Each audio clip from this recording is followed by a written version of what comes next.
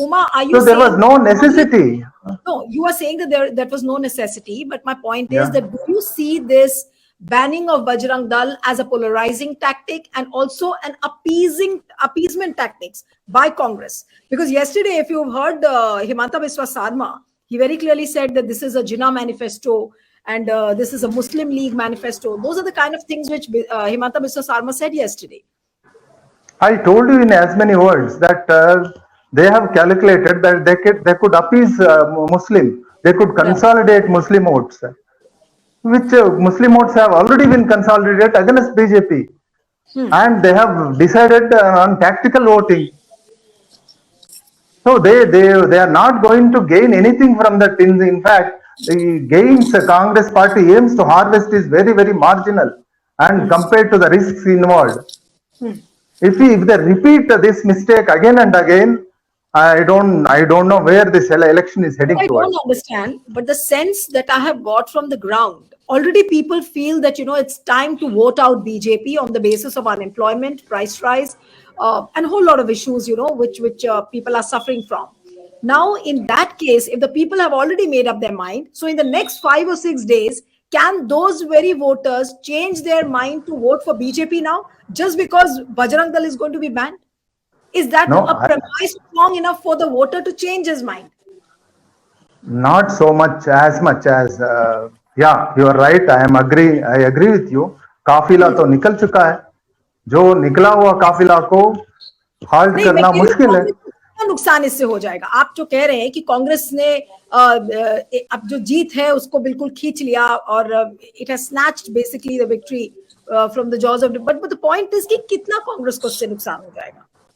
No, everything is not lost actually. Okay. You are asking somebody else? Yeah. No. I was asking you. I was just trying to understand कि कांग्रेस को किस sense में loss हो सकता है?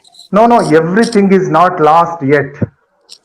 Okay. If you are going to give more such issues hand over more such issues to BJP, things are going to. It is very alarming. They should not proceed in that direction. They had limited. उनको स्थानिक मुद्दों पे वो जो कर रहे थे उसी रास्ते पे चलना चाहिए उनको. बिल्कुल ठीक है, फेयर इनफ.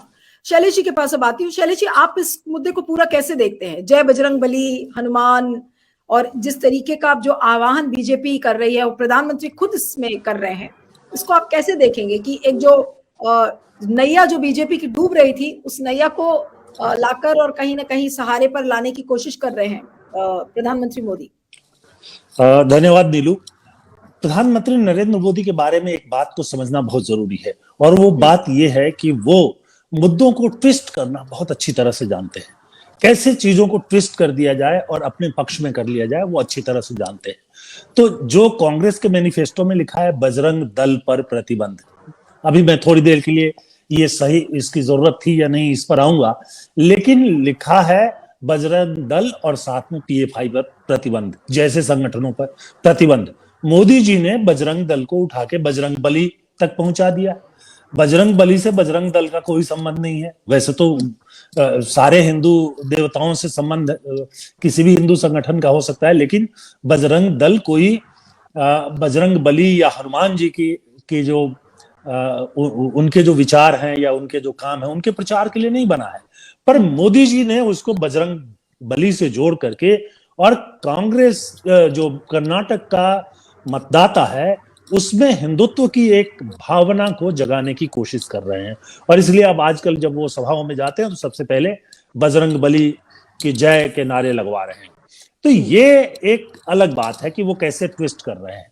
दूसरी बात ये कि जहां तक मैं समझ पाता हूं, मुझे लगता है कि कर्नाटक के कुछ हिस्सों में जो पीएफआई की गतिविधियां थी उसको लेकर के कई वर्गों में नाराजगी थी और शायद ये हुआ कि इनको पीएफआई पर प्रतिबंध की बात लिखनी थी, इसलिए बजरंग दल पर भी प्रतिबंध लिख दिया. लेकिन इससे इनको कोई फायदा, राजनीतिक फायदा होने वाला नहीं है. पीएफआई पर लगभग एक तरह से केंद्र सरकार जो है प्रतिबंध लगा चुकी है. उस पर अब कर्नाटक सरकार क्या प्रतिबंध लगाएगी? बजरंग दल पर प्रतिबंध लगाने के पहले क्या क्या सबूत हैं? अभी जो